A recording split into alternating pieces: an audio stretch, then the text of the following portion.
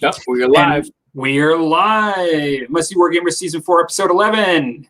Another exciting day in the episodes of the Musty Wargamers. How you doing, Rusty? How you doing, Rusty? Not too bad. I just actually turned the sound off on or paused the video on the other side. Yeah, I have to do the same. I just did it too. It kind of throws you off when you start hearing yourself talk on the other. Like, oh yeah, other I forgot to do that. It's like, yeah. Let's see. Yeah, it's been pretty interesting going on. Sitting here is all that nice cold weather that you sent south. The polar vortex came down.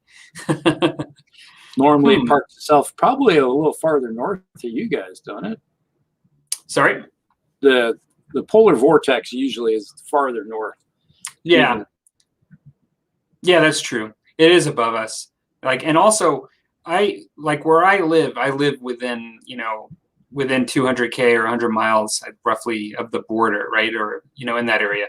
And so I'm not that far north. I mean, there are even, I guess if you were to look at the map, there are probably places in the U.S. more north or as north as me. If you were to go to Maine or something like that, I'd have to look at it. But really, I'm pretty close to the border, relatively speaking. Yeah.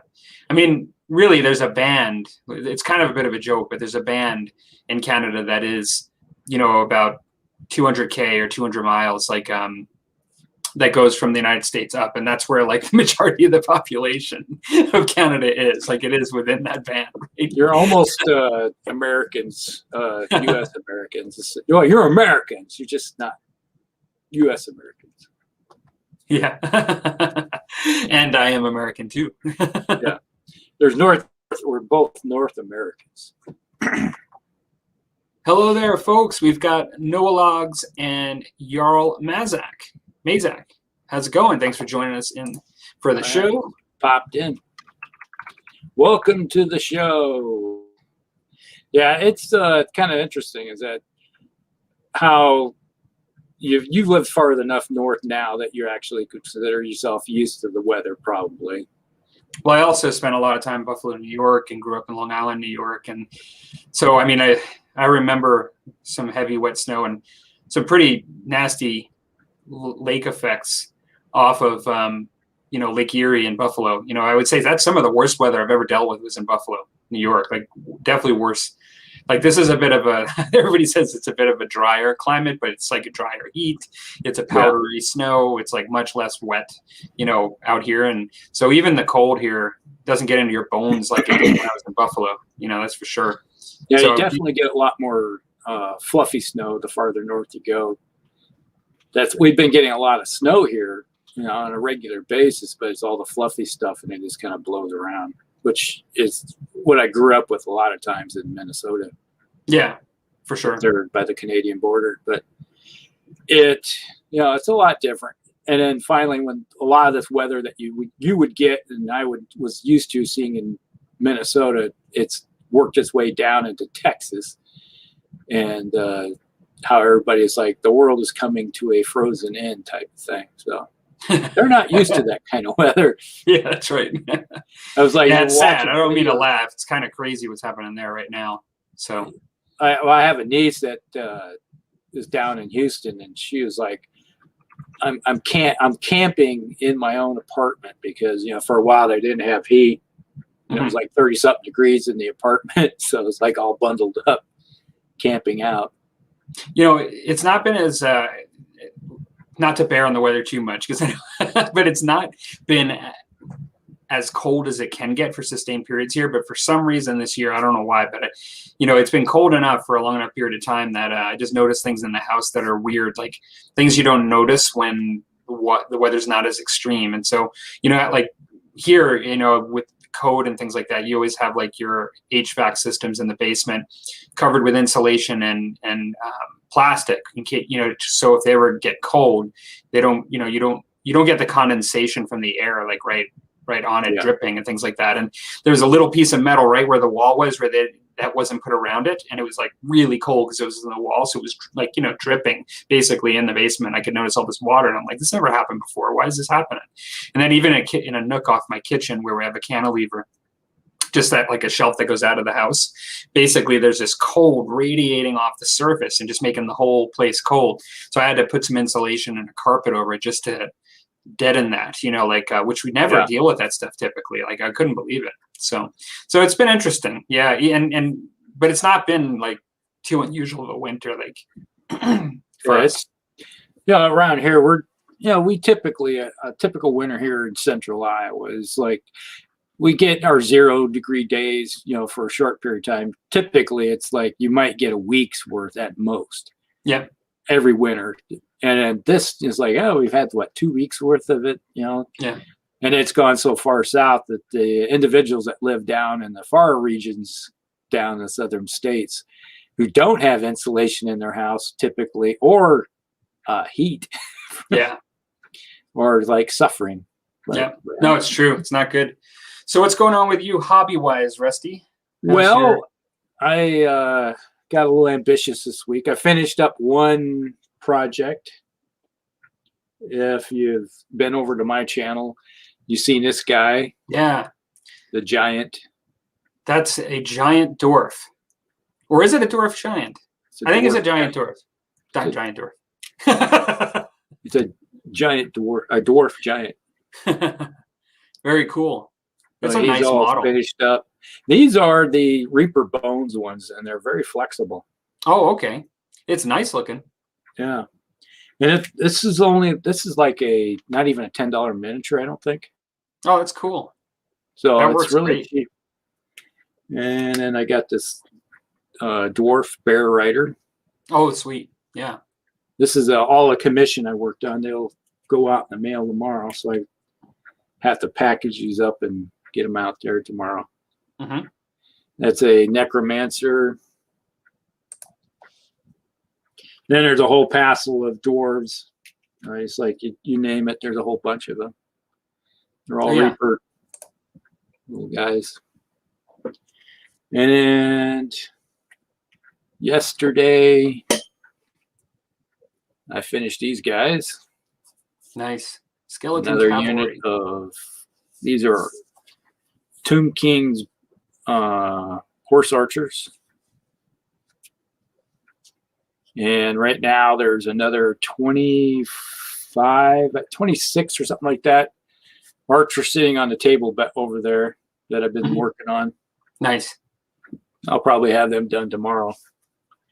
So that's what I've been working on. Awesome. And what about your musty drink? Unless you have got other stuff there.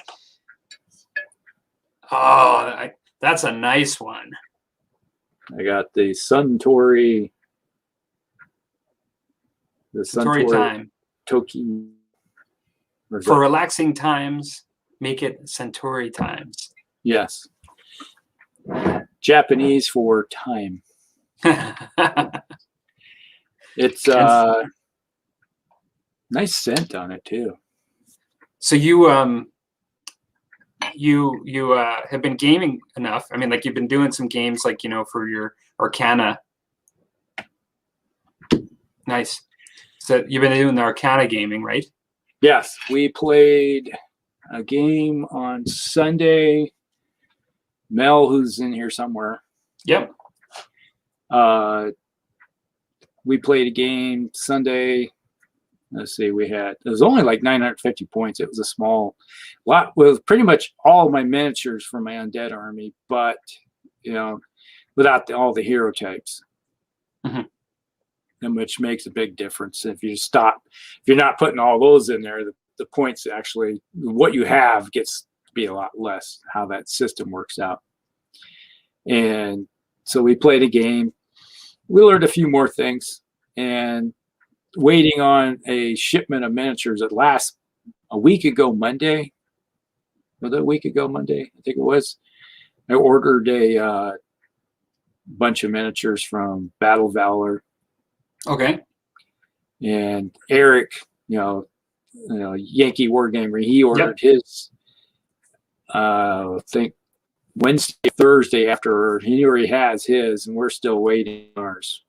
Nice. Now this is for Battle Valor. Which is this going to be for again? Which game? We're going to use them for Arcana.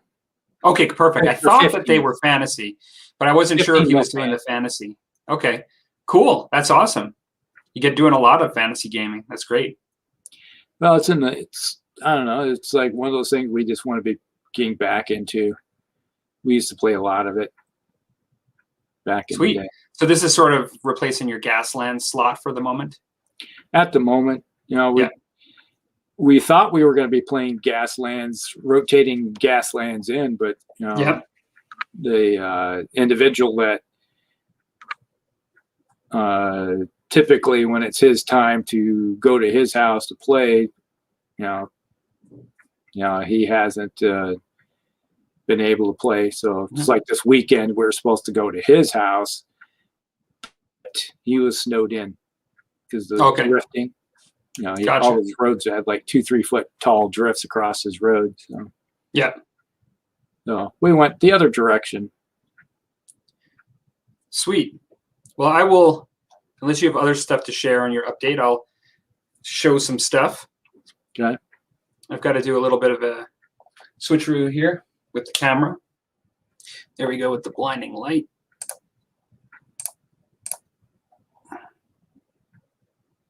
All right, let's see here.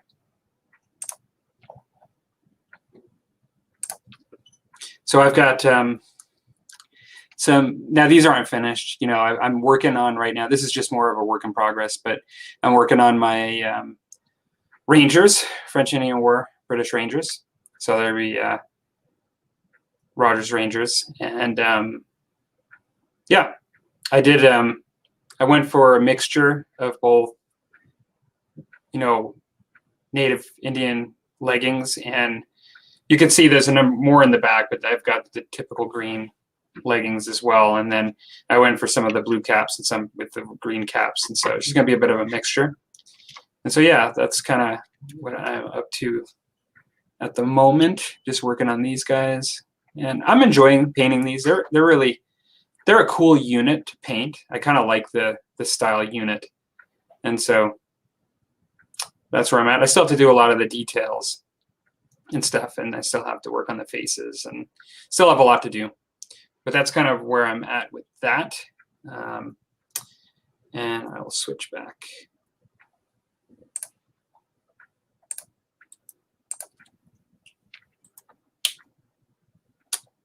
Okay. And then Centauri whiskey. That's what I've got too. That's not like we planned this or something.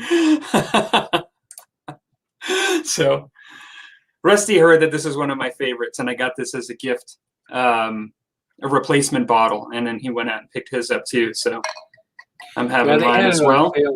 Our local Hy-Vee, which is our grocery store chain, and it was like $30 a bottle. Yeah, they only had one bottle, so I picked up the only bottle they had. Mm-hmm. That's usually a good sign. I would have gotten two if they would have had a couple more of them. So. Yeah, at that price, that's actually really good. I mean, 30 here is closer to 40 probably in price, Canadian, but I can tell you that this doesn't go for 40 here. It usually goes for much more. Yeah. But it's a really nice whiskey, I think. Yes. What do you think? What do you get off the nose? I told you, I just do good and bad. For me, it's good and bad. This is good. I get a kind of a vanilla, kind of an apple, vanilla and apple. What they say is, they don't tell you exactly, but they say it's silky with a subtly sweet and spicy finish.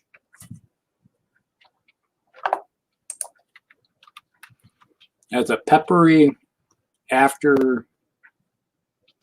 There is definitely apple. Almost get a kind of pineapple out of it too. Mm-hmm.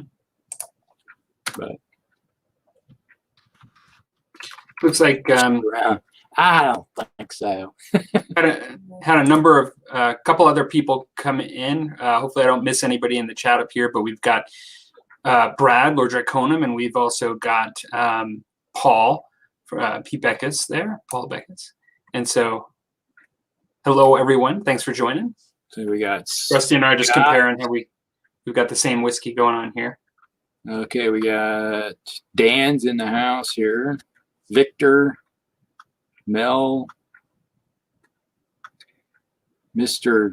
B M Builder. Mm-hmm. Brisbane Model Builder. And we got Justin Borges, who just jumped in too. Hey, Justin. Wow, a whole bunch tonight.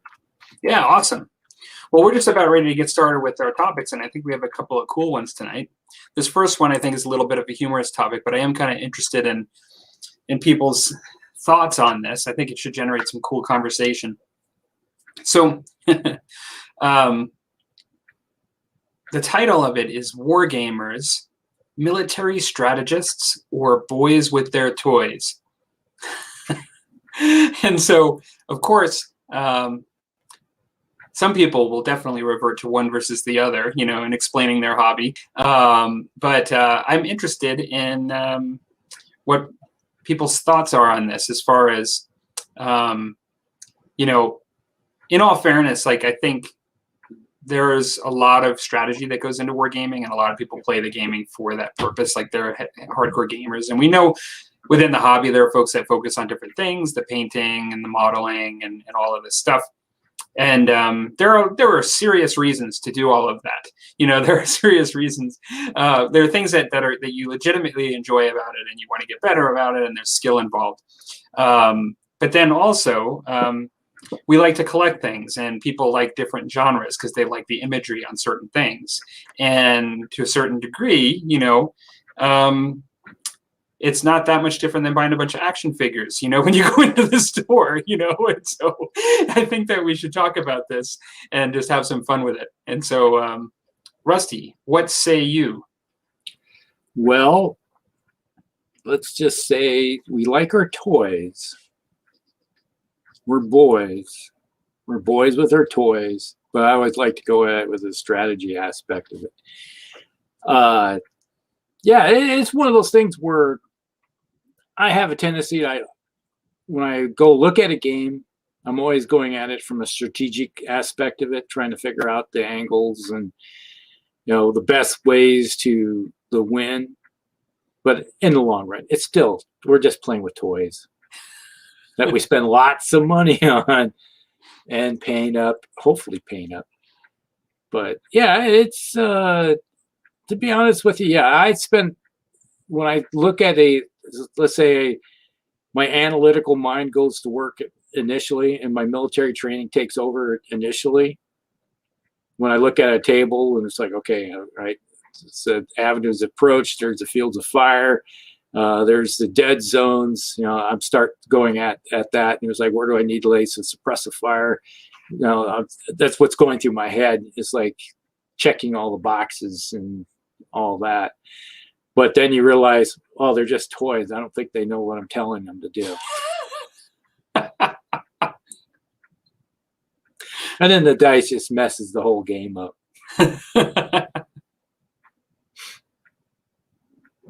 So you're going to go with, you like to consider it strategic, but definitely it's still boys with their toys. Yes, most definitely. Yeah, it's funny. That's the only way, really. You go at it. If you go overly too serious, then you might as well be a tournament player, and there's no fun in it. So and I've done kind of both. And yeah, you have to. It's like you get to this point now in your life, you just go, I got to just have fun. Yep. So if it wasn't fun, then why do it? But I'm going to be serious about my fun. Well, and it's funny. I have a number of thoughts on this actually, and I do think it's both, for sure. But once I had a friend that couldn't really understand the appeal of wargaming. and We all all of have it. that And friend.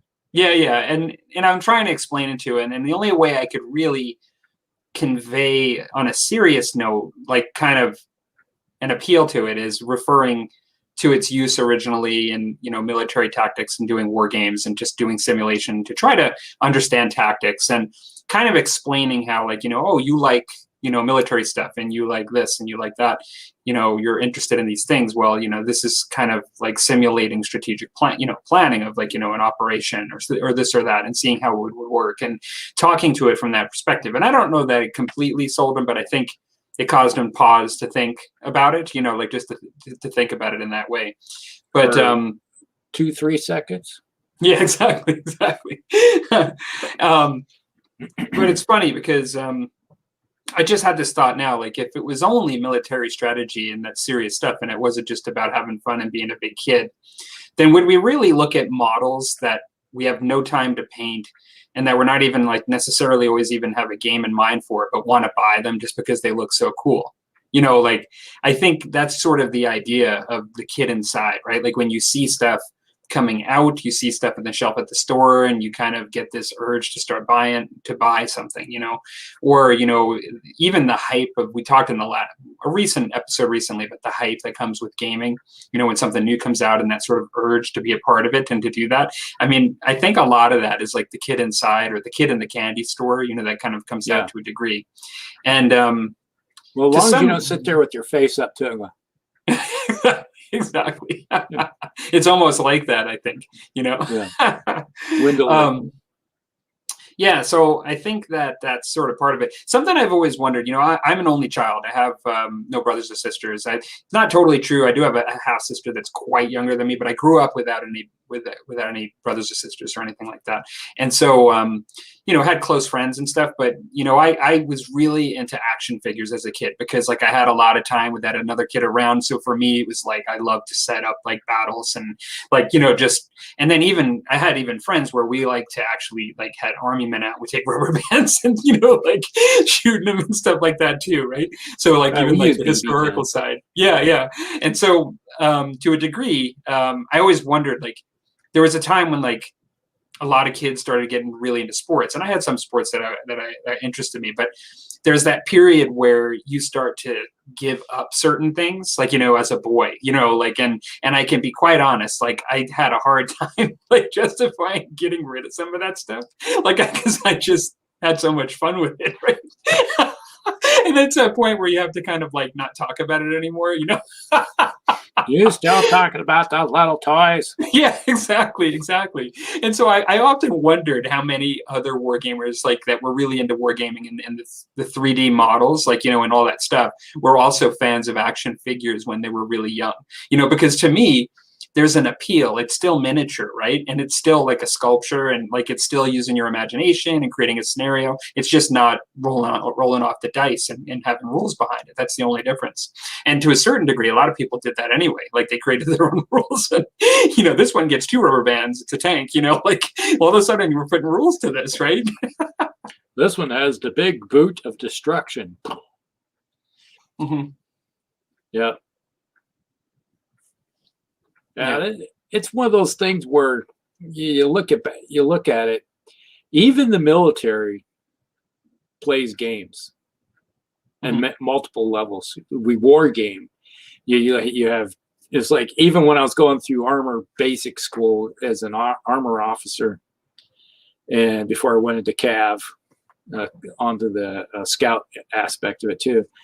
Even then, you had terrain boards. They'd have these big terrain, and we'd have literally had micro armor, and you would fight battles via micro armor. And we even had little sets of rules that we used for doing your terrain boards. It's like, all right, here's your official armor school rule book that we'd use for the terrain boards. And you'd sit around and you actually would fight battles and learn tactics, as So it's the military even uses games to teach you tactics. And the thing that's funny is, I don't know if you've ever been in a situation where you have, like, you're playing a game in your basement, and then your wife with one of her friends, like, comes downstairs and you're there with your friend and you have all these toys on the table. Yeah. And there is that point where somebody's not familiar, there's usually given a little bit. This? Yeah, there's a little bit of explanation, that you just provide, right? Like, of what you're doing. And to me, there's really no way to actually say it any other way than to basically infer, like, these are just our game, like, we're just playing with this stuff, like, because there is really nothing serious about it. You have your Barbies, I got G.I. Joe, okay? That's right. Leave me alone. Take my toys and go away. Well, let's go to the comments and see what folks are saying to this. There's a few here. So I'm just going to go back to where we're talking about the topic here. We have some folks chatting with each other and stuff. So first one, Justin Borges, boys with toys, no doubt. Yep. And says, yep, expensive and time-intensive toys, but often they are springboards for historical research or otherwise learning and getting into new topics. Which I think is true too. I say it's like when you were building an army and you want to start playing it, you start looking at, it's like, let's say you pick out a specific battle. Let's say you want to do the Battle of Saratoga. You're like, what are the units involved in the Battle of Saratoga? So if you want to be historically accurate, you're going to start painting all the units that are specifically painted up like that, and then have them all laid out.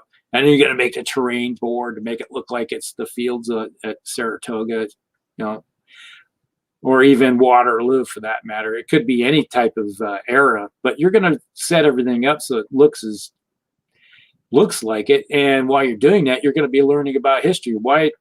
During the course of the battle, it's like you may end up buying a book or two about that battle or that campaign or something, and you delve into it and you learn more.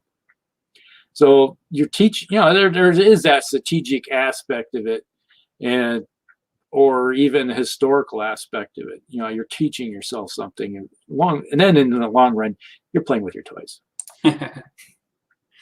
So Ural Mazik says, I think historical war games lean more towards the strategist market, but the fantasy war gamers are more towards the boys with toys market. I can see, I don't totally disagree. I think there's airs of seriousness around the historical market in the sense of, it's a historical real life topic. So there is no explanation about pink dragons and or anything like fantastical. And so there's that bit of like sort of realness that is layered over it but still, army men are army men, in my mind, army, your green army men army. I mean, those are historical models too, and they're toys. And if you line up a bunch of Napoleonic soldiers, I mean, it can be like March of the Wooden Soldiers, right? Like they're still toy soldiers, right? And so from my perspective, I think there is sometimes an air of seriousness, airs of seriousness around the military historical component. And people can be really serious about that. And people can be really serious about their fantasy games too. I mean, people will chop your head off if you if you get something wrong with the Lord of the Rings, background, Oh yeah. There are people that are intensely into it, right? And so that people take that stuff really seriously. Paul says, I love painting, which I do too. I would agree with that. Mel says the military uses sandbox training, which is basically a war game setup so you can see the terrain, objectives, and avenues of approach. That's basically what I was talking about earlier. How I look at, the military has taught me how to look at a game table and assess all those things. So Paul says, what percentage would say appeals to you the most, painting, collecting, or gaming? Yeah, we've actually talked quite a bit about this, and everybody's a little bit different. I mean, I've always said that probably the painting is number one for me. That's purely because I spend my most time doing it, and I've grown to really enjoy it. Relationship there. Yeah, they are.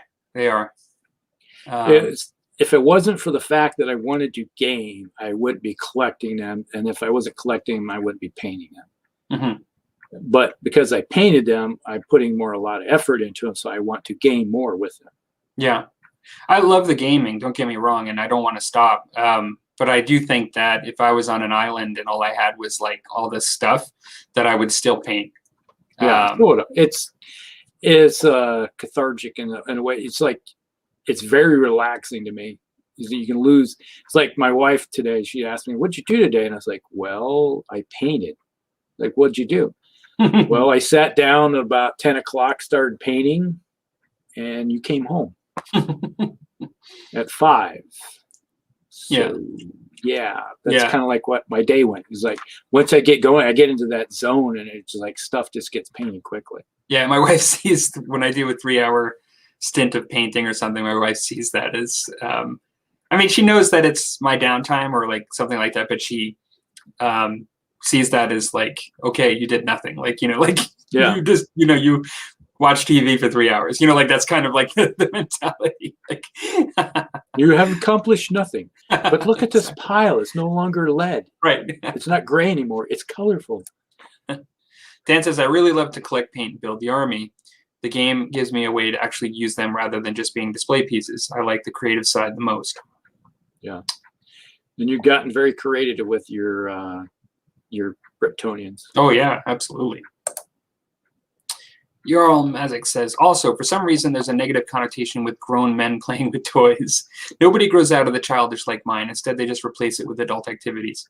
Yeah. I do think there's something to be said for that. I mean, I do think that different people have different levels of comfort of having like an inner child, Well, you feed what you want to be fed the most, And in some ways, it's escapism. I've always, from a young kid, looked at reading like fantasy books and sci-fi books that is escaping to a different reality. Mm-hmm. And playing a game and painting it and collecting it is another escape for me to, and if you spend all your time in reality, it just wears you down. You do need to have times where you can shut the brain off and do something totally different that is from your daily drudgery, Yeah,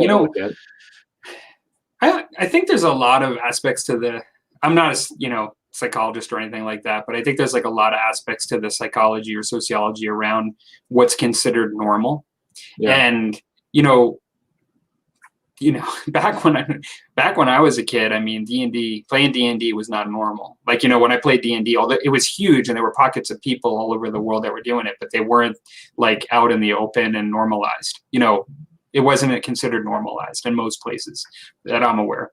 And so, now role-playing games are very normal, like many people, I mean, there's still people that don't quite get it, for sure, but they understand that people do it, and they understand like it's much more common.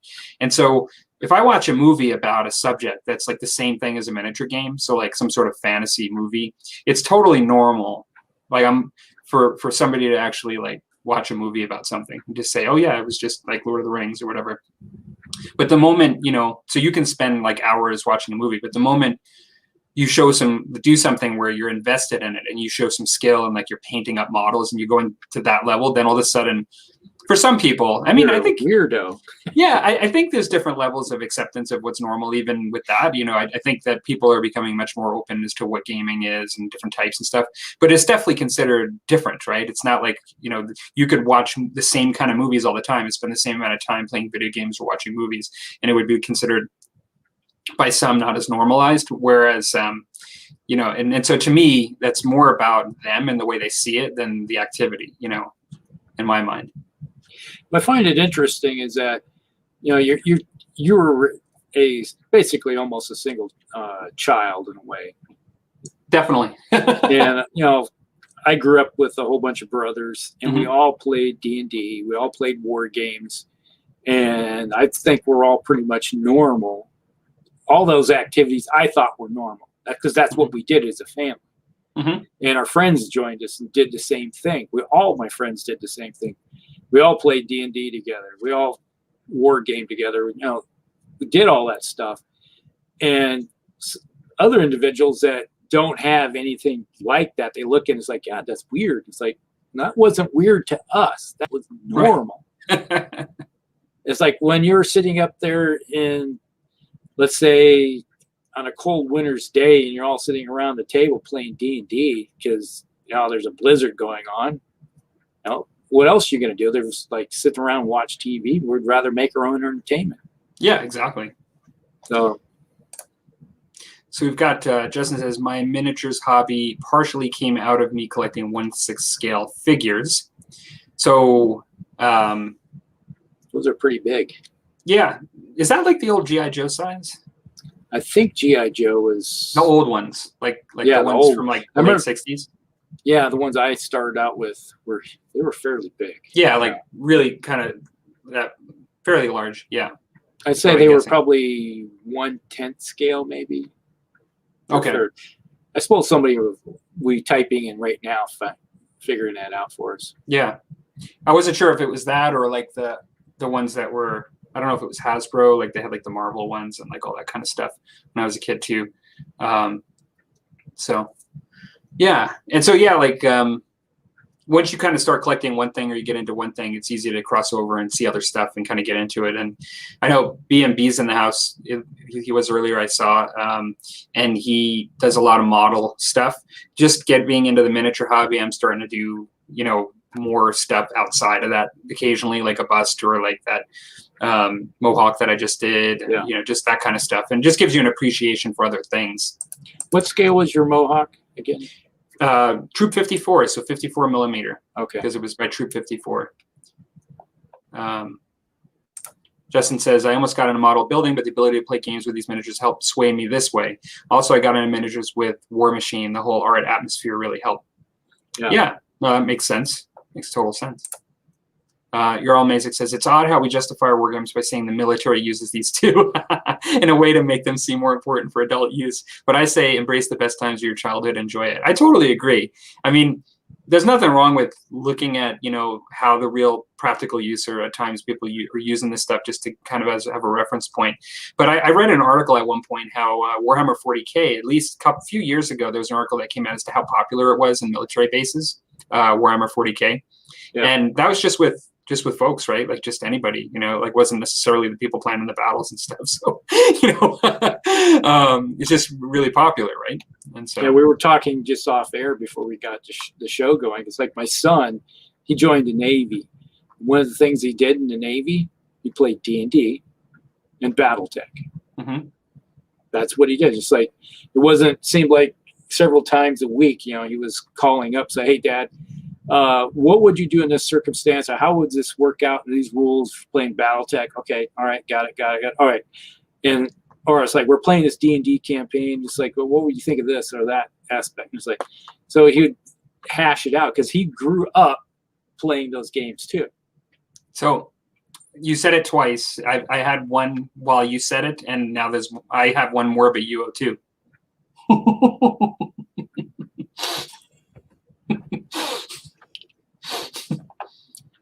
I get a little bit of mint off this. It could be if you brush your teeth right before the show too.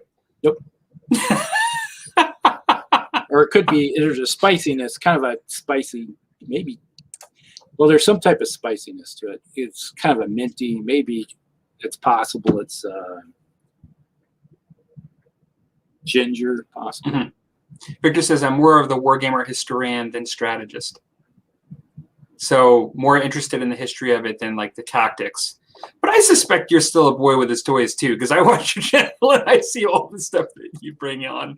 Model cars, setting up like museums with furniture in them and like doing all this stuff, like fantasy stuff too. Like you definitely, I'm sure you get excited, Victor, like a kid with some of that stuff. Brad says, I enjoy the game, so it's boys with toys. Hello, Clark. We're just getting to our comments. Sorry if we've taken a bit to say hello. Clark is in the house too. And Vic says, I like the history of the battle or campaign. When I play, I attempt to try to make the history different, but that doesn't always work. Sometimes the history of the game works out the same way. It's like sometimes it's just the way if you go setting stuff up true to historical the way a campaign was set up, and a lot of times it works out to be the same thing. there might be some nuances that are changed a little bit. Mm-hmm. I guess if you try to go strict simulation where it's not, and we've talked about this to death, but where it's not symmetrical, you have an asymmetric simulation, then sometimes the pressures of the situation, I guess, could bring it towards the typical expected direction. Yeah. No, I look at the board game, Stalingrad 42. I just went through, mm-hmm. and eventually I did make it to Stalingrad. It was like I went from a different way of doing it. Normal, I think the other way they went north, down, south into it. I went from south up, mm-hmm. but the end result was I made it to Stalingrad. So there you go. Dan says, I've learned a lot about history through this hobby for sure. And I would be one too that, learns a lot like in the hobby, not because I'm like reading all the history books first and then getting into the hobby. Like I actually, as much as I like certain areas of history, the hobby drives my understanding of history at times. It forces me, in a good way to go look up things. And then I take greater interest as I'm, I look at a paint scheme and then I read a little bit and then looking at uniforms, and then I see some other stuff that I wasn't necessarily intending to read, but then I read it anyway, and it just increases my understanding of different things. Yeah, you look at in a historical aspect, if you're doing a set campaign, and then your painting and research gets, fairly easy because it's a very narrow focus. Mm-hmm. But when I was doing my American War of Independence miniatures, I was like, okay, I did a whole bunch of research into my which units spent the most time in the same campaigns. Mm-hmm. And that's the units I started painting the most of, because it was like, okay, it's like they were in this campaign, all right, they were in this campaign. Well, they didn't make it that camp, or they might have been, but they didn't partake in that battle or something. Right. So I was like, okay, these are the most common units I found. It's like I made a list. I was like, check. And like this campaign, check. This camp. Oh, that was that same campaign. Oh, all right. It's like, most check marks. That's going to be that unit. I'm painting that unit. So it's like if you're doing just a generic style for your historicals, then that's something you have to do. But if you're doing just a single battle, then it's it's not a lot of research or right from that part of it you have to worry about. Looks like we've had Very Silent Mouse join us. It says morning, so I'm assuming not in North America potentially. Got a lot of folks. We got folks in Australia here tonight and other folks in different places. But thanks for joining in live. And we've got Jarl Mazak says, so I wonder what the line is for a miniature being a toy. Some models take hours to build and paint, are very expensive, and you'd never use them like you would at traditional toys. You look like putting together a Gundam, or let's say a Tamiya kit that costs you $7. You necessarily want to make it to a game piece or not? Yeah. So, well, I mean, when you think about it, I mean, I had fixed, they weren't the best ones. Like the ones that I liked as a kid were like the Star Wars figures and like the stuff that could move around, that I could put guns in their hands and stuff. But to be honest, I had like some like figures that were just fixed, right? Like they were just frozen, in one place. Yeah. And, army, whether they be army men or this or that. And to me, you could call those toys, right? I mean, it's fair game. And so, like some of this stuff, like you said, I mean, can be really posable and like do all the things that you'd want an action figure to do. I mean, the thing that I don't really know how you want to define it. I mean, like some of these things aren't meant to be thrown around. They're like, they'll break. Yeah. It's stuff that is set up a display piece. Mm-hmm. Like you're freezing up a little bit. I notice that I'm getting jittery. But for the same cost, you pay for a nice looking multi-piece model to make a diorama out of, you know, you can spend the same amount if you bought it from Games Workshop. So, which is meant to be a game piece. Yeah. Very Silent Mouth says, I love the aspects of the Pew Pew, the collection and the painting and the modeling, and especially the conversions. Definitely. Absolutely. All the fun stuff. Brad says, as a kid, I was gaming a few RPGs. Okay. So then I know Brad, and I'm assuming, don't know exactly how old Brad is, but I'm assuming that you were in a time too when not everybody was doing that, like me, somewhat. It wasn't commonplace for everyone to be doing it. Paul says, I think more people are accepting of all nerdy hobbies now, thanks to the internet and TV shows like The Big Bang Theory. Yeah, The Big Bang Theory definitely normalized a lot of stuff. I would agree. It kind of showed you could be somebody that was like kind of smart and successful and still into like geeky things. Yeah, you could be really smart and brainy and still get the hot chick from next door. See, Justin says, yep, old G.I. Joe size for sure, Mandals. Yeah, I remember those really old G.I. Joes. Those were a little before my time, like the big dolls, but they were the things that the kids that were just a bit older than me had and were like handing down to their younger brothers or had like in boxes and stuff. They were like the ones that were just quite large size dolls. I called them dolls because that's kind of what they were, like that size. They were like big. They became action figures. Yeah. Just as I also collected the 3 3/4 inch ones, but when I was a kid, I had those too. That was my generation too. They were awesome, actually. Are the Star Wars figures man dollies, Justin? I don't think so.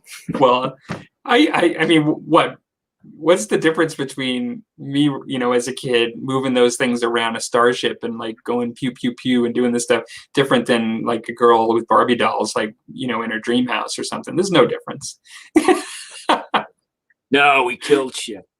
This is serious business. We got to make sure Greedo dies. Violence and bloodshed. They were over making tea and crumpets. We were like sneaking up and going, die, Barbie. Ah. So B&B says, model building is getting so amazing now that I just call it art now. Yeah, I mean, I know you're kind of coming from the model hobby side, for sure. And so it's a little different, but I wonder how much different, you know, in some ways.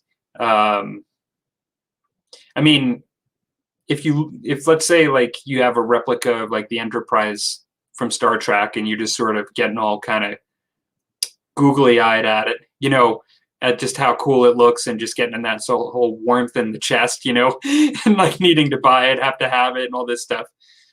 You can paint it and make it look just like art, and it has like skill and technical skill, you know, and there's like definite art in doing that. But I think compared to just a canvas on the wall of like traditional or modern art, like, you know, done, you know, that whole sort of inner child aspect of the giddiness of associating it with the show that you watched as a kid and, you know, like the things that it causes to stir inside may still have a little bit of boys in the toys, but maybe that's just me. Well, it's art. You know, you look at somebody, what they do with the amount of effort we can put into, just say a vehicle. Let's say you're playing bolt action. I put a bunch of effort into my bolt action vehicles. You know, there's so they look like they're straight on the battlefield, not a showpiece type look. Right.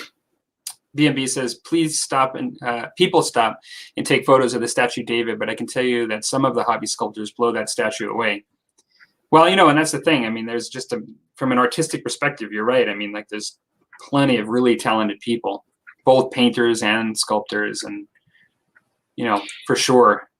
Now you look at like Da Vinci, or, you know, we have all the modern, you know, from the last 1,000 years, all the great artists, I say 600 years, that you see all their artwork. You know, there we have individuals that paint miniatures that would probably could be possibly considered in the same category. It's art. That's all it is. It's just art and 3-dimensional. Mm-hmm. And now with YouTube, there's a window into their basement, and people can see. Put some pants on, man. Come on, Da Vinci, put some pants on. Oh, what you doing? Looking at my pants. Yeah. Most of the people I'm working with are police officers. It's like a secret society within an occupation. Don't tell anyone. Well, it's about the same thing as like a lot of us kids went into the military, and then a lot of us, after leaving the military, became cops and stuff like that. So no different. No infractions on the table. We'd be leaving in cuffs. Yeah. Victor says, it's those rotten dice that always do me in. Yep. I understand that. You always have to sacrifice a goat. That's all I gotta say. Solves the problem every time. Justin says, I think referring to whether they're Star Wars dollies, Becca said, call them Mandolies for sure, or maybe we just have to be able to be dressed and undressed. Well, if they have a set piece of clothing that's sculpted into them from plastic, you can't replace it then, and it's not a doll. It's just a action figure. Very Silent Mouse says, a toy is something that can go into a child's mouth and you don't care. And hopefully the kid comes out. Let's see. Oh, there's those Legos. I sent you that little thing about Legos, didn't I? Yeah. Yeah.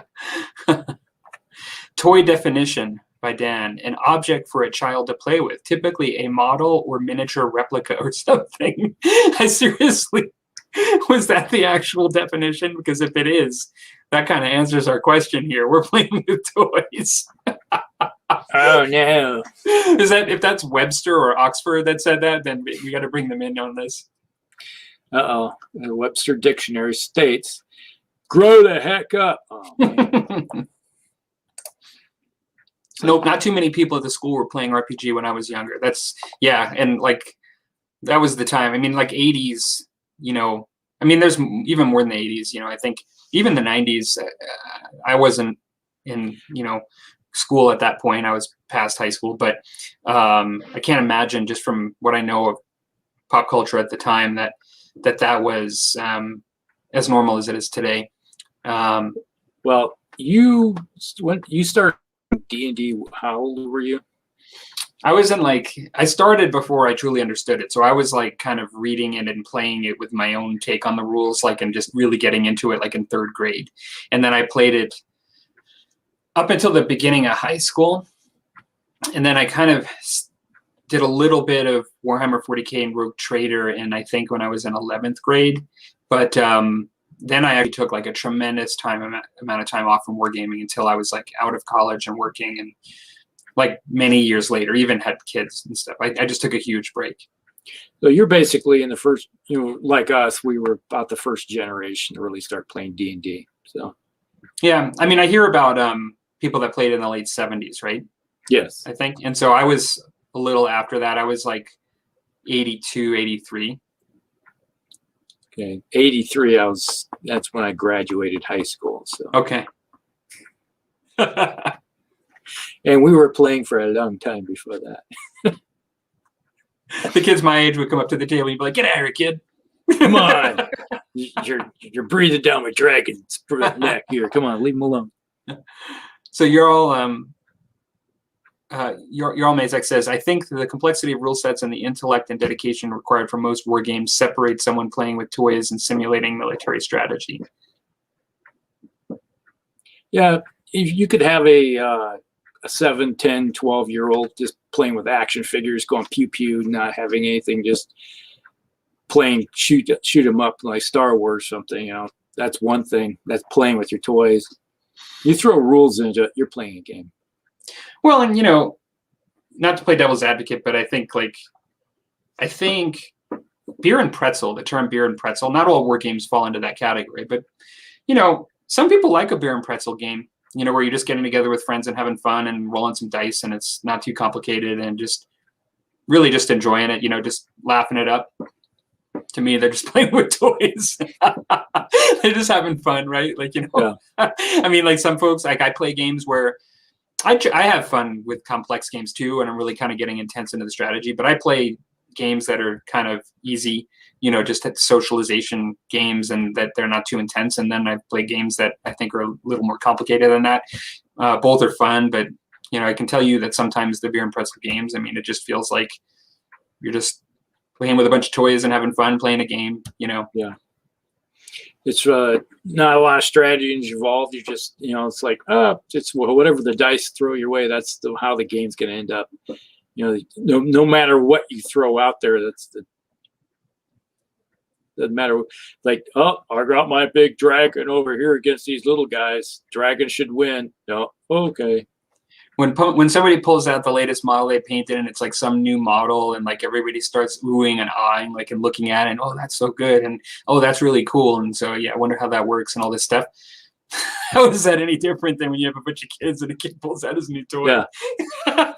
Or it's like your friend drives up with their brand new 67 Camaro, right? That's been fully restored. You're like, ooh, ah. It's the same effect. We're just. Brett says lots of Joes. They do 28mm GI Joe from Footsore. That sounds cool. Let me get back here. Yo, Joe. Yeah. BMB says, I'm talking about figure sculpting. Yeah, I know that's a little bit different. You're sculpting figures in the wargaming industry for the purposes of wargaming, but I realize it's different than sometimes just sculpting for the purposes of sculpting alone and creating a model or sculpture. Paul says Paul Hicks is the man. Let's see. Scott says, the more complex a culture gets, the more we need the simplicity of games for our mental health. Yeah, there's something that's a very wise saying. I think that's a very well stated thing. It's true. There's something to be said for that. If you're in a very complicated life, you want something simplistic to deprogram yourself for a while. And there's a lot to be said about that. Yeah. Like having the two balls in the hand. The meditation things. Not those balls. Oh gosh. You gotta know what I'm talking about. The metal mirrored meditation things. Okay, it came out wrong. It's not what you're talking about, it's how you said it. Okay, moving on. Let's have another drink. Battletech.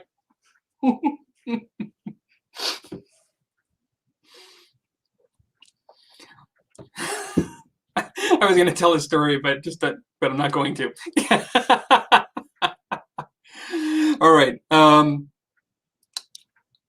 Jarl Mazak says, I propose a third option to the question. Grown men simulating military warfare with miniature models, because literally invading Germany is far too expensive and time consuming. So is that? I'd say that's probably true. It's a lot easier too. Less death and destruction. Yeah. Well, yeah, no. And there's a whole nother topic that reminds me of that I've thought about at times. And I know a lot of people that are actually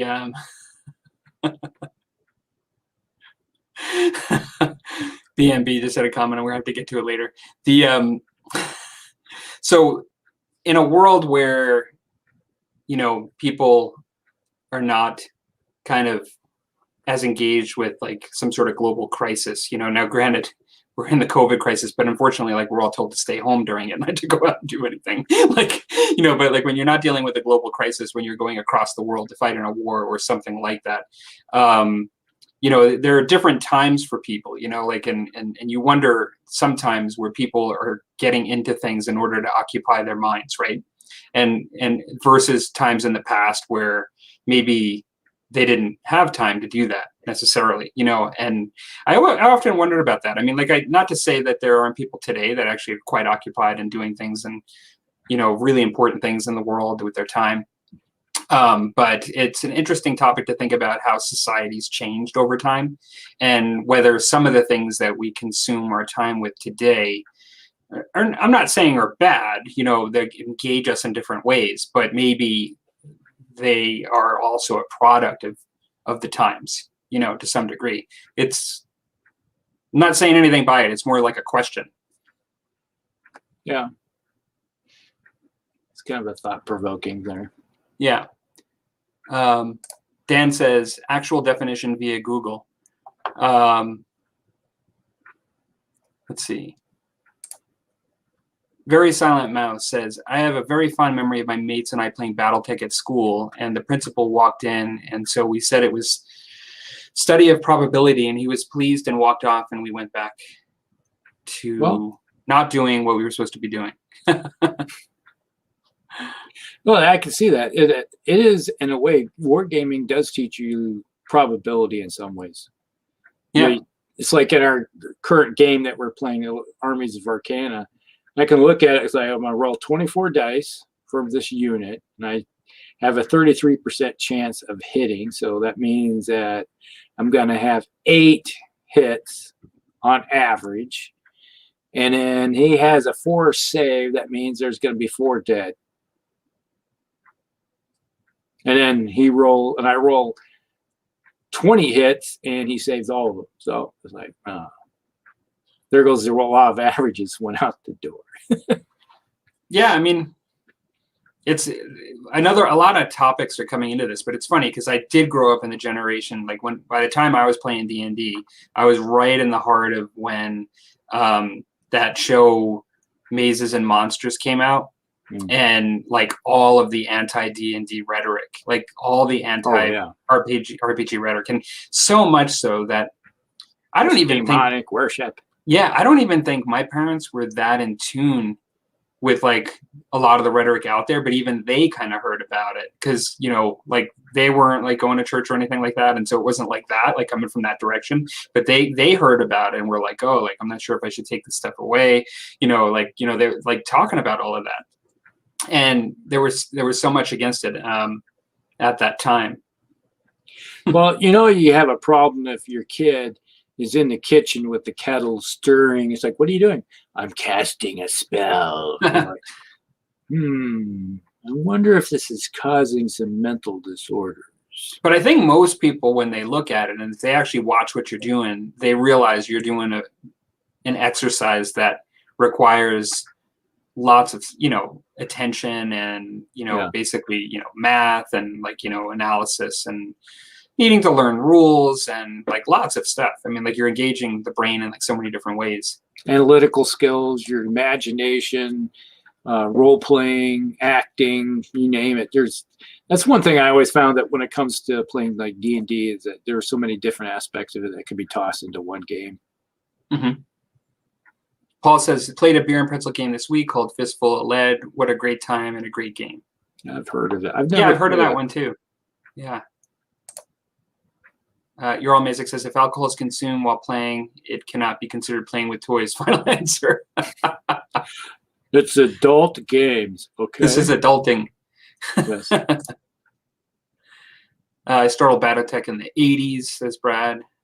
Here we go. B&B says, I think he almost, there was another comment after his here. I think he stopped the show a bit with this one. You're not supposed to be the one holding your balls, mate. Actually, you're married. If you're not married, you won't get it. Okay.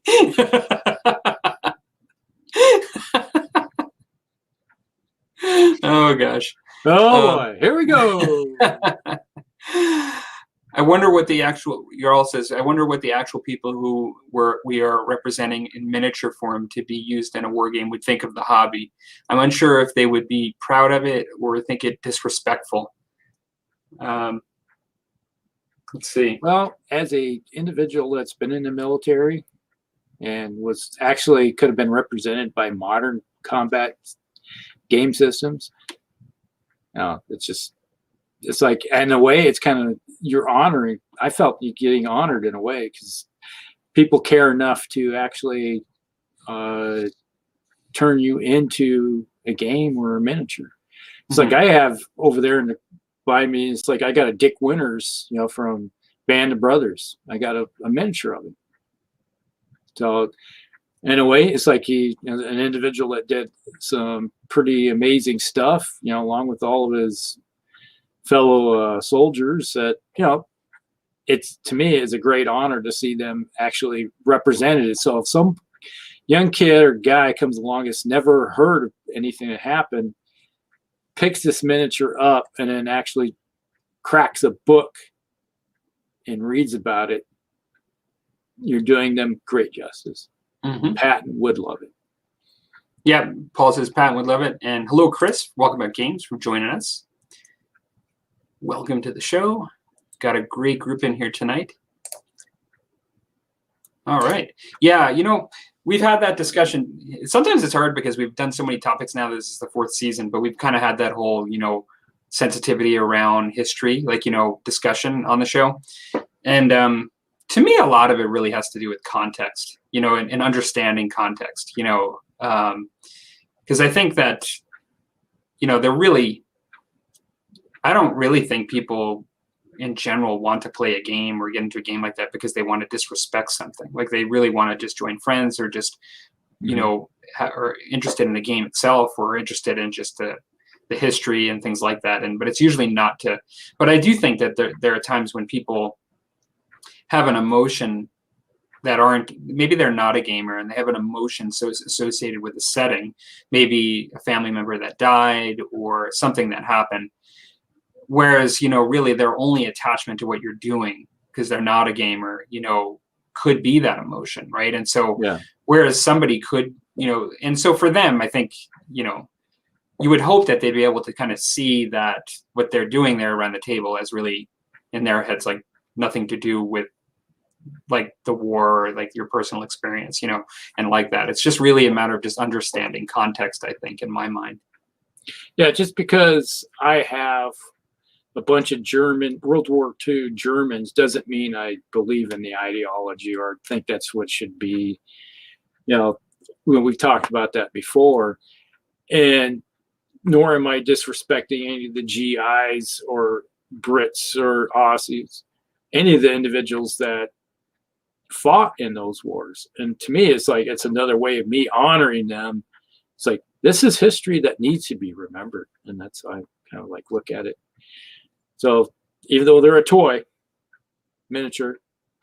And so for me, like, in all honesty, I would look at it a little differently, in that I don't even look at it from that perspective. Like, for me, I'm just playing a game, there's really no offense to be made from my part. Like, I'm just playing a game. Like, I don't see it as like, I don't even really think about it as like real people. Like, when I'm playing it, like, I'm not trying to get emotional, like, in it, and thinking about it as real people. And if people, look at it as any different, my intentions, than just playing a game, then they're seeing it differently than me. Like, in some ways, if you're trying to make it look like it's actually, if you're taking and saying, hey, those are actual people you're killing on the table. No, they're not. It's like, that's done. That's history. That's already happened. You're reading too much into it. That's the way I look at it. That's when I say, I know my paint job is really good, but they're not real people. Yeah. I appreciate the compliment. But seriously, I realize this looks awesome, but it's just a piece of metal or plastic. It's awesome, but not that awesome. If they actually start like, hey, Gigantor, hey, little guys, what you doing today? Let's see. Jarl says, I have an Audrey Murphy model that I keep pristine, and it took hours on to make perfect because he was such an influential person who I admire. Audie Murphy, and he's a highly decorated soldier.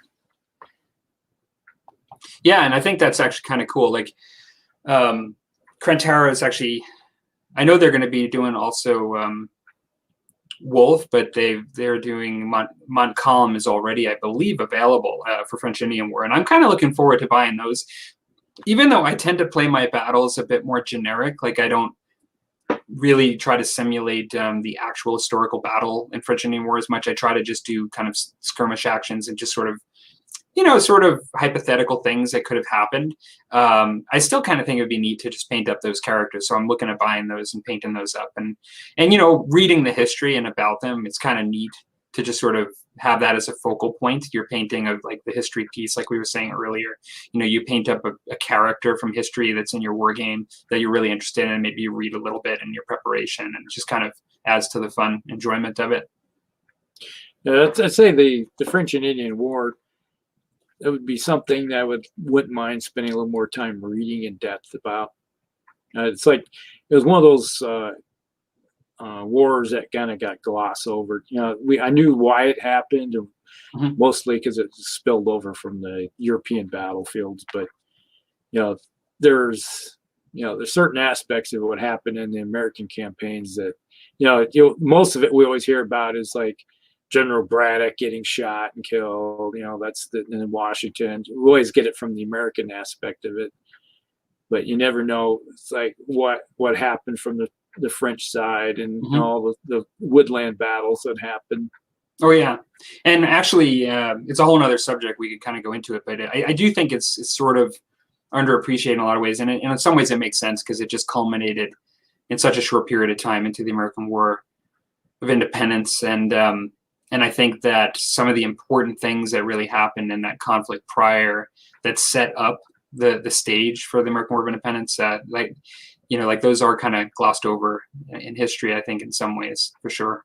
And then even so, I mean, like the 7 Years' War was such a big conflict, over in the European continent. So that was all happening, in a similar time period. So I think that kind of competes a little bit too for oxygen, I guess. Yeah, it depends on where you're at in the world with how it's looked at. Here in the States, we always looked at it from it's the French and Indian War, and we, like I said, you just have our little pinpoint aspect that we look at, and then it goes on from there, and it's just like, then it evolved into the American War of Independence. Mm-hmm. So Chris says, nice to get home to actually listen live. Yeah, it's good to see you.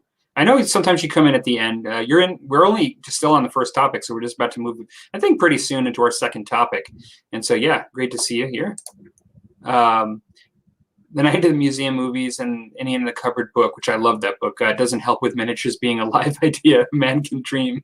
I remember reading that when I was a kid, Any in the Cupboard, and they turned that into a movie too. I never saw it, but that was great.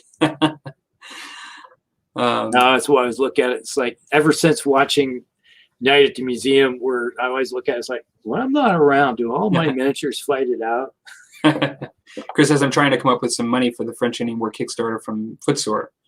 I think that's the folks that are advertising on the Facebook Musket and Tomahawks page, if I remember. I saw it advertised there at least. There's some individuals that are working with Footsore, I think. I haven't seen anything about that. Yeah, I'm pretty sure that's the one that Chris is talking about. I've seen that advertised. Looks like great models for sure. So, is that something they have on their Footsore website? That I don't know. I saw it on Facebook actually. I saw them like dragging like something across the ground through the woods, like in the winter. Like it was really almost like a very almost like a diorama looking piece. Like the piece was really cool that they were showing like to advertise for it. But I heard about it too. I'm kind of set a little bit in my range because of the scale and the slenderness of the types of models I collect. Yeah, Chris says winter theme with snowshoes. That's the one he's talking about. Yeah. Okay. And it looks really good. Yeah, I was just on the Footsore website today looking at their find out if they said anything that was happening with the Barron's Wharf, when that's going to get shipped or not. Mm-hmm. Paul says the Blood and Valor guys are working on a French Indian War supplement at the moment. I hadn't heard about that. That's interesting. Clark says, I like to imagine my miniatures have a personality and they all need to get some love on the tabletop. There you go. Little bit of loyalty to the miniatures. Earl says, I may be crazy, but I game mainly in 6mm, and I'm planning on assigning names and ranks to individual soldiers for game statistic purposes. I think it will add some interesting fluff to the result. Yeah, that would be interesting. Be cool. I've seen people do that a lot with skirmish gaming, just because it's just you have less models, but just for the narrative, it's kind of nice to name your characters and be able to refer to them in game. I see that quite a bit. Yeah. I've done that in the past where you write their name on their base typically. So what do you think? I think we've done this one good service. Should we go to our second topic? I suppose we could do that. All right. You want me to introduce it, or do you want to introduce it? Well, this one's a little less esoteric, I think, a little more practical topic. Be interested in what people think in the audience on this. But hobby cheats. I know I know of Vince Vitorilla's, who does a lot of Age of Sigmar Warhammer fantasy stuff. I know there's like a series on YouTube that talks about hobby cheating. I think it's a term that people have gotten a little more familiar with, but I don't know what people's definition is. But for me, what a perceived hobby cheat is, and it's almost in some ways a tongue-in-cheek thing, because many people don't think there's really cheating as long as you achieve an end result. We're not really calling it cheating from that perspective, but it's just historically, sometimes people think certain techniques that you use, if they require a product, that may remove needing to use more skill but get to a better or equivalent result in a shorter period of time by using a product or a technique, could be considered cheating. Like using an airbrush. Isn't using an airbrush cheating? So basically, this is something that's come up a lot, and I think people almost tongue-in-cheek kind of refer to them as hobby cheats. Now, I know in myself, I use lots of things that make my job easier, as a hobbyist, and I think achieve either the same or a better result, and I gravitate towards it because it saves time or has even a better effect. And it may remove the need to do something that's more complicated and require more skill. And so there's a number of things that we either, that we can do out there that fit that category. And so I don't know, Rusty, do you want to take a first stab? Like, what do you think? Like, are there certain, and the question isn't whether there are hobby cheats or, whether, you're cheating. You can answer that if you like, but it's just more, I'm interested in what are your hobby cheats? Like, what are your products, your things that you've gravitated to over time that make your life easier or improve your result, and in a combination? Well, it definitely wasn't the airbrush, because that was hard, trying to learn an airbrush skill. That's not easy. It's like everybody thinks that, I got an airbrush and it's done. It's like, no. Yeah. Not at all. It's like that's a whole new bag of worms in itself. I think the biggest I don't really consider it cheating anymore. It's just a tool that I enjoy using on a practically daily basis when it comes to painting is washes. Mm-hmm. Before I used to make my own glazes, mix my own stuff and water it down to make my own, wash. Because back in the day, all you had was inks. Mm-hmm. And inks took forever to dry. And if you didn't allow them to dry a long enough period, then it would start bleeding through. But now with like the GW washes that they have, within 10, 15 minutes, it could be completely dry. Mm-hmm. It's amazing if you put it on. And I think that's the biggest, what I consider back then when I first started using it, was like, that was almost like a cheat, but now it's a major tool. And I would agree with you. And I actually have, because I have a few products I've brought out, and one of them are washes. And I was going to say to myself, like, because almost everybody uses washes in this hobby, people might think that that's kind of outrageous to call it a cheat. But to be quite honest, I mean, there was a time when people, before washes were as readily available and known about, people would paint in their recesses, or they would paint a darker color first and then paint above it in the raised areas. And that was it's not the same exact, it's definitely not a glaze, but it tries to get that effect of the wash going into the recesses. Like, painting something dark brown and then dry brushing a lighter brown over the top creates that depth, that you also can get from a wash, by actually having something that's lighter and then putting in a dark wash to go into the recesses. And so it's a different way, and it's not exact same result, but it's trying to achieve that. And so I would agree that washes almost meet that definition of making life a bit easier, and creating, in some cases, a better effect, and being quicker, and like having all of that combination together.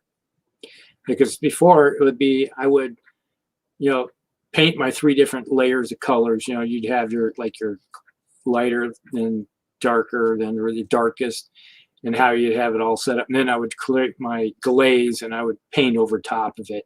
And the glaze would darken up the lightest color a little bit, and you'd have your transition and get into the recesses more. Mm-hmm. And then I still find myself kind of doing it still, but with a wash or using a thin, really small, thin paintbrush. I can get into those cracks now and actually paint I'm actually painting with a wash into the cracks I need to. Mm-hmm. And kind of skipping the whole, wash the whole model out type of deal. Any other ones that you would kind of, technical kind of things that you do that you would almost kind of classify as a cheat a little bit? Well, I don't know if it's called a cheat, but a lot of times if I have a new model and I'm having a hard time determining where all the details are, I dry brush it. Sorry, you dry brush it and you broke out I dry brush it in silver. Oh, okay. Yeah. So you know where all the details. So you look at it, it's like, I see everything. And it also has a side effect is that instead of, if you prime in black and you dry brush a silver over it, you suddenly have something that is lighter in color now, but you still have the recessed areas in dark.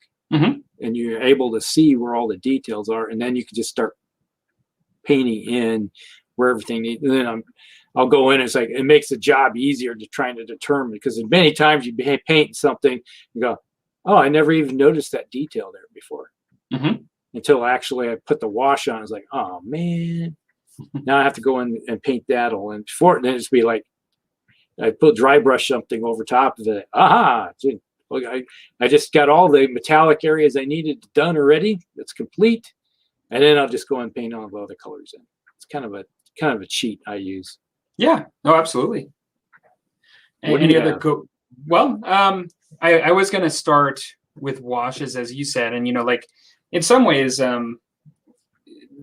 like this is like one of my favorite washes, and that's the light gray, because when I do a lot of white on my French, just this Vallejo light gray, and they're gray too. It's just such an amazing thing. I just love this because it just makes my life so much easier.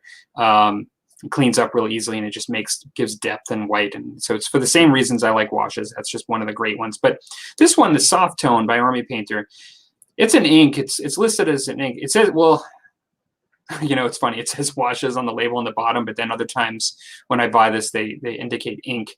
But in a lot of ways, this has a little bit thicker, than a typical wash. And what it actually adds is a bit of a filter. And so it has enough of a glazing effect that when I use this on skin, it gives some nice natural tone. Not only the actual darkness in the crevices, but a little bit of great realistic tone to the shades of the skin tones that you put on a face. And so rather than trying to literally paint every single color in that variation, or even trying to do it in a way that's striking but then not too hard when you look up close, this really evens it out, kind of evens it all out in a nice filter. So I think using filters at times can be a really quick, easy way to get a real genuine look at times and things. And so very similar to washes in some ways. I was going to say the airbrush is one of them. More of a brown skin, like your natives. Oh no, actually, I use them on all my fair skin models too. Like I usually, like my Rangers here, what I'll do, although I do that on the natives too, like as a last step, what I'll do is I'll have a couple of different, usually at least 2 different shades of skin tone for the British here, lighter skin tone, but one as a base, and then one picking out like the top of the nose, the forehead, this and that.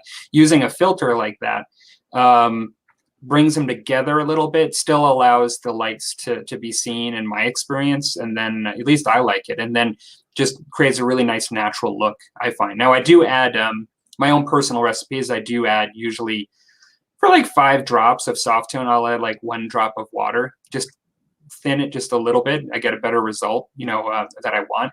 That's just from using it a lot over time. Yeah, but I was going to say airbrush, and the only reason this isn't the airbrush I normally would use for what I'm talking about here, I'm cleaning my other one right now, but for doing like a power sword for like a space marine, like, or something, my infinity models where I want it to really have a nice gradual up to highlight look, like on a sci-fi armor. I totally agree with you that there's nothing easy about it. Like, airbrushing from somebody that's going from not doing it to doing it is a big kind of trajectory. There's a big learning curve. There's so much that can go wrong, and to get to that point where you get to do that little easy step of a highlight. But having said that, once you do it, there are some great ways to get some great highlights. It's not that you can't do them with a brush, but you can sometimes, once you've gotten all that under your belt, get a nice blend and and some nice highlights that you won't necessarily get exactly the same way or as easily with a brush. And so I do use it at times, on those types of miniatures. I almost never use it exclusively, never use it on my historical miniatures, but for like my infinity miniatures, I love it. I love using it. And so that's a little bit for highlighting, a little hobby cheat in some ways, getting something done kind of quickly, and a little easier once you've got it down. I found that the airbrush that I found the most use for it is historicals with camouflage. Yep. If you got like tanks and stuff, yeah.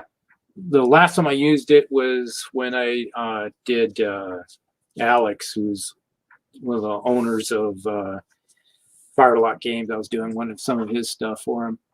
And he had a whole big Russian force, and he had a whole bunch of Heinz and aircraft and stuff. And I was like, use the airbrush on all those to get the great, it's like the waviness to it, and makes it really nice transition lines. So it's not hard lines at all. So like, you can see how it just blends together. Right. In a similar way with washes, this is just an oil paint I have here.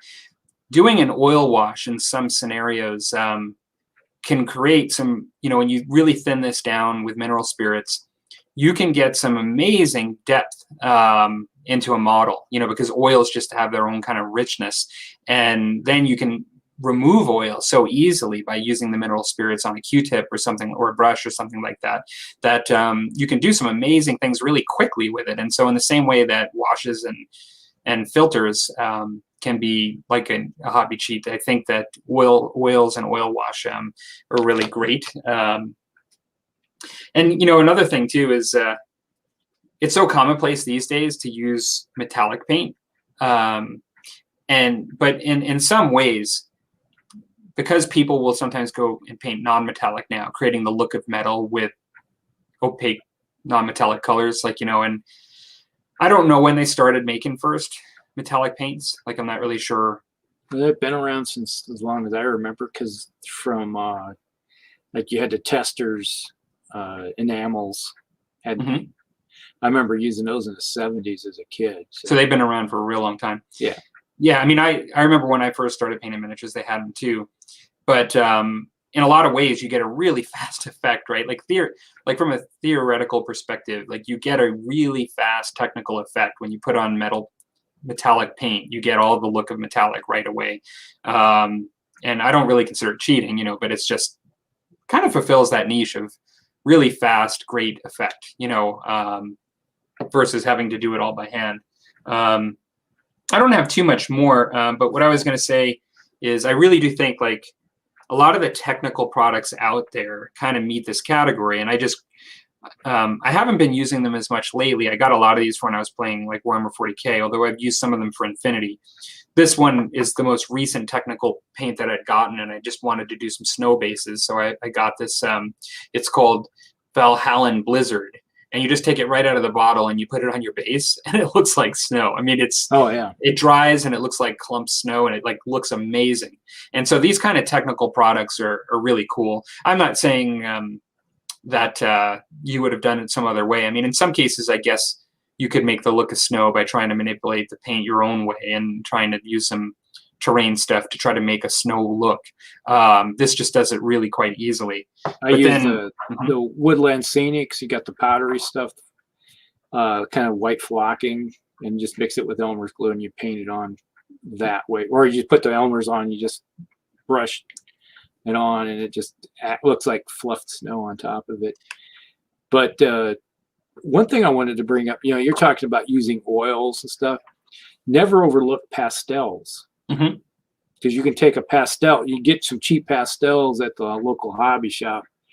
And somebody asked me just last week how I got all the different colors of like mud effects and stuff on my vehicles. Because I think he was looking at my T-34 I did for my Russian army. You can take a pastel and just chop a little bit off of the end, like a brown, different shades of brown and stuff, and you just crush it up. And then you got your weathering powder right there. Right. Yeah, that's an interesting point. So that's a kind of a cheat in a way. Yeah, absolutely. And even an economic cheat. I'm sure it's a lot cheaper. You could spend like a AK Interactive stuff and spend a bunch of money to get those weathering powder kits and stuff like that, when you can just go and spend $3.99 and get a whole pastel kit at the local hobby shop, the art shop that you would use for a kid for pastels, and just like, and you make a whole bunch of it. There you go. So that sounds like a deal. So in GW's technical line, I mean, I know a lot of people love Blood for the Blood God. It's talked about as like a favorite, like a lot of people talk about it. But during the time that they came out with that, because I never bought that one, but because I had like Vallejo's, they had some clear red that I used from Vallejo a lot. But Citadel had Agrelon Earth and Typhus Corrosion. And so these are great. I mean, like these kinds of products where you can put like basically this stuff you can put on a base and it just looks like mud, right? Like, like cracked earth. Cracked earth. And then this one here, the Typhus Corrosion, just looks exactly like that. I mean, like if you're doing something in fantasy where you want something to look rotting or whatever, or swampy, like, this stuff is great. Like you just put it on there and it just, you don't have to do any of the work involved, like to try to create that effect. It just all comes out easily out of the bottle. You look at my Mechanicus army. I've done the cracked earth on all mine. You paint the base, the basic base of it, a certain color. Right? If you want the cracked earth to come out, because when it cracks, you're going to have whatever colors underneath is going to show through. So if you want like a two-tone, let's say like a dark brown underneath, paint the base of like a dark brown and you put the mud effect over it. So when it cracks, you can have the darker brown inside. But the one thing you need to do with it, once you put it on there, you need to seal it up. It's like you make a mixture of Elmer's glue and water and you paint it over top of it, and that will help seal it up. Or otherwise it flakes off. I learned that the hard way real quick. And they even sell some cool cracking compounds if you want to do some of it yourself. Like you can create your own kind of mixes. Like you can get crackle paste and things like that from Michael's, and it might require a little more experimentation than using like a hobby-based product that's really tailored for a specific thing. But it's still like that stuff's very cool. So I think some of these technical products that have come out have in some ways removed work in some scenarios for folks, making things a little bit easier. I actually this isn't even cheap, but it's like this sandy paste by Vallejo. I don't know if you've ever used this before. I put this to create stucco, like on those little houses, those Viking houses. And I've only really used it for that product. You can use this on bases too, but I'll tell you, this stuff is amazing. I mean, like you put it on there and it hardens just kind of the way you put it on. It looks great and it's really tough. And so there's great little products like that you can take advantage of. If you look at, you go into the, say, Menards or Lowe's, and you have the textured paint that has actual sand in it. It's the same thing. You get it in different shades of colors. It does the same thing. Sweet. So I should probably go up because I think this has generated a fair bit of comments. let's see here. Let's see, we're at, last thing we did was about Baron's War, I think was the last I remember. Yeah, yeah. Okay, so I think when we start talking about the hobby cheating on topic, Paul starts with saying no such thing as hobby cheats. And I do think from like the level of, if you're not using the word as tongue in cheek, but you're serious in calling it cheating, I totally agree. Like, I think, you know, whatever you can do to get the best result in the way you Hobby want tools. to, yeah, is the best, is what it is. And I think, you know, people use the term only because people have called it cheating. People use it tongue in cheek, almost embracing the word. And so then, yeah, like Chris says, if it helps get it done, it's not a cheat. And Brad agrees. So Paul says, GW shades are the greatest invention. Yeah, they make good washes. Agrex Earth Shade, which I think Chris talks about next here, is his best hobby friend, is one of those things. If you saw the Valentine's video from GW that came out, Games Workshop, recently, I don't know if you saw it on YouTube, but it showed the GW's Valentine's Day message. It was a guy sitting across the table, and on the other side of the table of this romantic candlelit dinner was Agrex Earth Shade. I find myself using Seraphim Sepia more now than Agrex. Because I like the Seraphim, gives me a little warmer brown than the Agrex is more of a dull brown. That's what I prefer nowadays. I like them just for different things, for sure. Paul says pin washing is a skill. And going too hard, it's like, to mention, grab your drink, Battletech, you get individuals that will paint their miniatures and they'll just go pin wash with a dark, it's like black, so you got these hard coal lines amongst everything, and it's so stark, and it's like, I'm not really a big fan of that, but you know, that's pin washing to the full extent there. Victor makes a great point here. Using black primer is a great cheat to fill in those shadows to start off with. Yes, definitely. So you can do some great undercoating in various ways of models to create an effect, you know, to make your life easier later, rather than having to do all the work to, let's say, bring shadows in as much. When I first started painting, everything was primed in white, and I would always find myself having to paint. Like if I wanted a stuff with any type of metallic like chainmail, I'd have to paint it black and then turn around and paint it, you know, silver, and I was adding one more step, and then I realized, why am I not just priming everything in black? And that's when I started dry brushing everything in silver to bring out the highlights. So. And I realized, hey, when I do that, I'm already got a step down.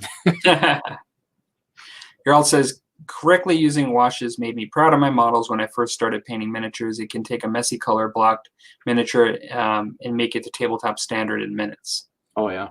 Yeah, I definitely agree with that. You're creating that contrast that sometimes, contrast is hard for some people to see and bring out when they're painting. But a wash can help you with that because it gets in the cracks and creates that for you. It's still not going to be 100% perfect, but it's better than nothing. The Robe is in the house. Hello. Thanks for joining us. I don't think I saw you come in there. He says, agree with Paul. I do really like GW washes. And I use Vallejo for everything but washes. I mean, there's so many good paints out there. I love Vallejo. I use a little bit of Cote d'Arms. I use a little bit of Vallejo. I use a little bit of GW. I've collected lots over the years, but I am tending to gravitate towards Vallejo more all the time. I like the Vallejo paints. They're really nice, but I just don't like the eyedroppers. Oh, yeah? To me, that it's just, I feel like I'm wasting too much paint. Okay. My miser in me it irks me. Some people find the opposite. Like some people are really into the eyedroppers, and they find that they lose a lot of paint in the, particularly in the lids and stuff of the GW bottles and all that, like those kind of bottles. Everybody's a little different, I guess. Well, GW bottles, they dry out quickly. Yeah. GW's always had the problem with their paints drying out. as long as I remember. Yeah. Brad says, I do like my contrast paints and washes. Okay.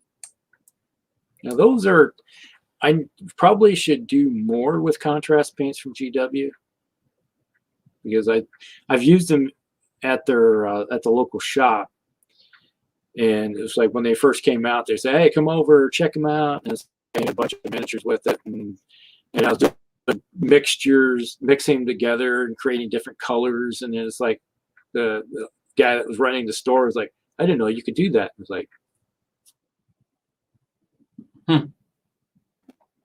You're breaking up there a bit, Rusty.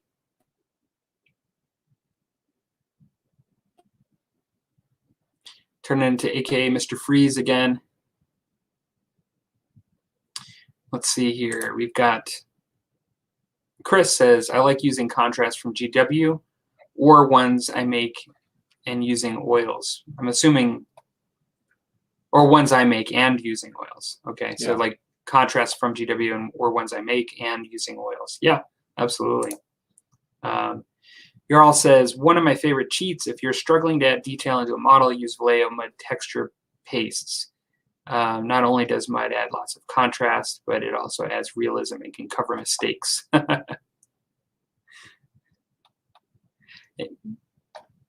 Rusty, you freeze again? Or, well, I think that's like something that I brought this out here too. I haven't, the top of this is rusted, but this is almost full. But I used to use this when I first started painting bolt action Americans, and I used quick shade.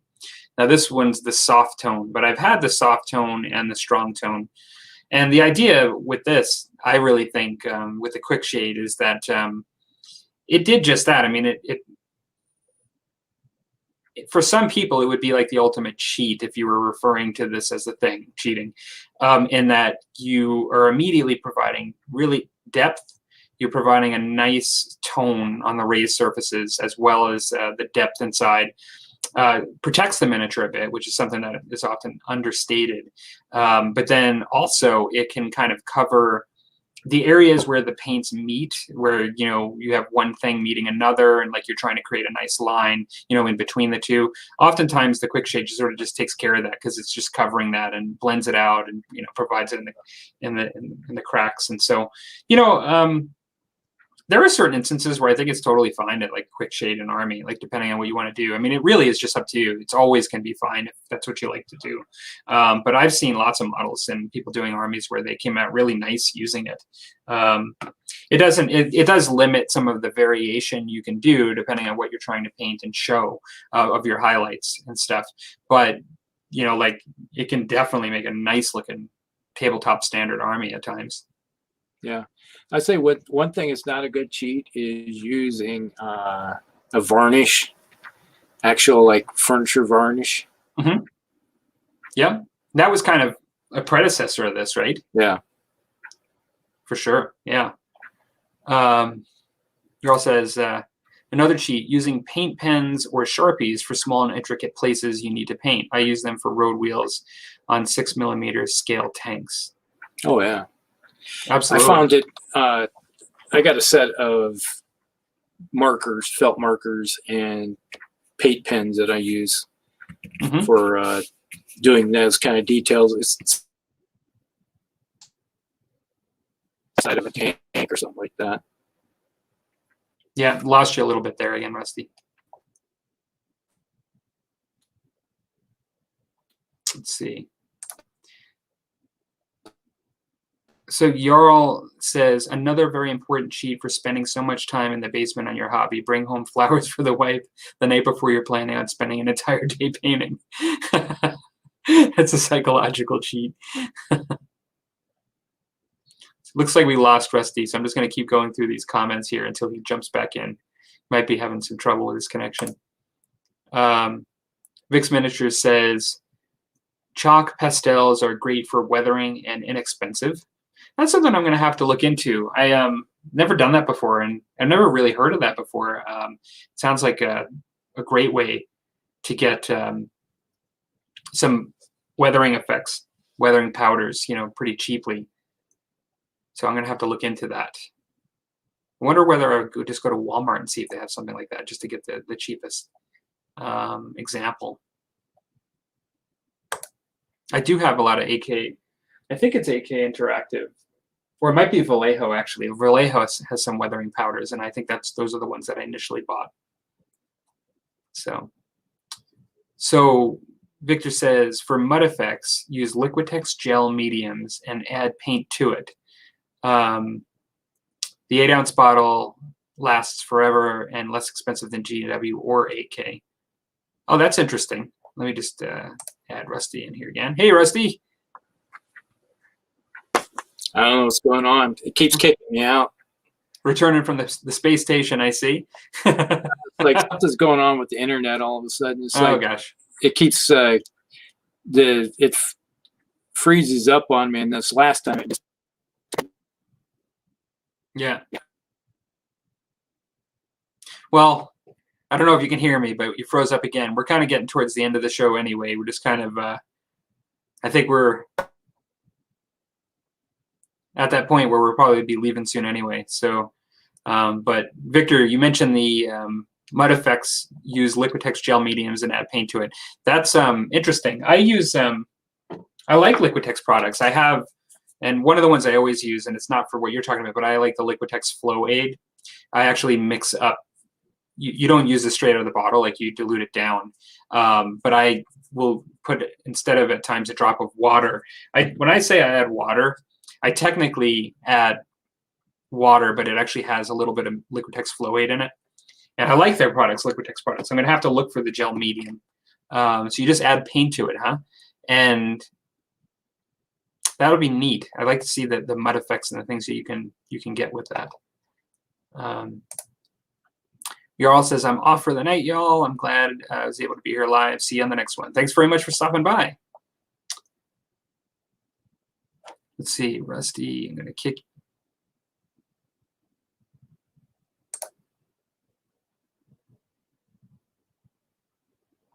Well, I think Rusty's having some technical trouble.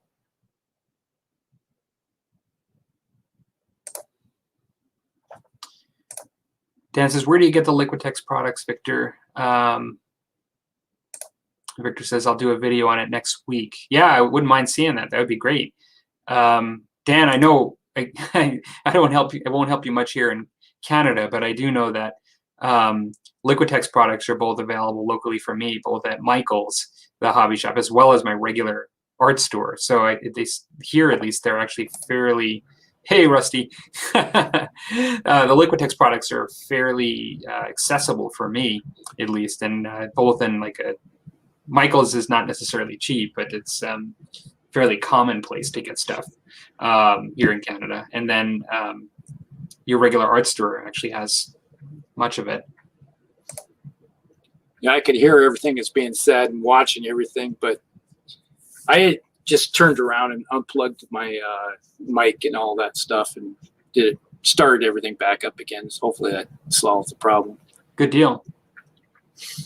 We were just talking, Victor's going to do a video, but he was just talking about how he makes mud effects using Liquitex gel mediums and adding paint to it. Okay. That's a pretty cool technique. And adding the paint will change the colors and stuff. That's what it sounds like. So yeah, that would be cool. And I guess it's interesting as to whether he mentions paint, and I'm assuming because it's mud effects, it makes sense to have the paint pigment in there, because washes, like with water effects, it's nice to add washes because it doesn't make it opaque. It just keeps it clear, and you're taking something that's fairly thin already. But I'm assuming because you're going with mud effects that you're adding paint to make it so it looks opaque.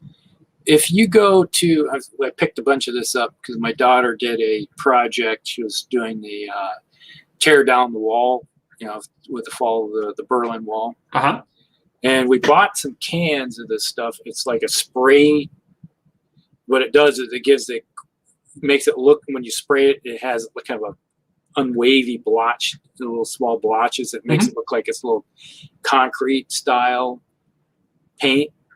Right. And I have all these MDF buildings. You can see them right there in the background back there. And I want to do is it's just something I want to try, because I want to tape off because it has laser printed, like where you got the blocks, in it, laser cut into the block.